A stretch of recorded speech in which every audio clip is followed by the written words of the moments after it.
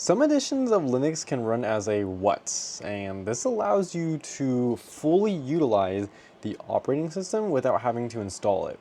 And that is pretty cool. But which of these is it? Well, we have a couple different options here.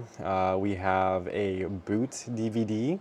I like to think of this as not being true because we're not booting to anything specifically.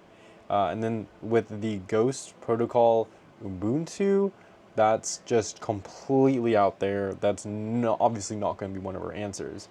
So the last things that we have is live OS and live CD. How I like to think about this, the OS portion, live OS, I like to think of it as an operating system, which is you have to install an operating system. That's just how I like to think of it. The answer is going to be live CD.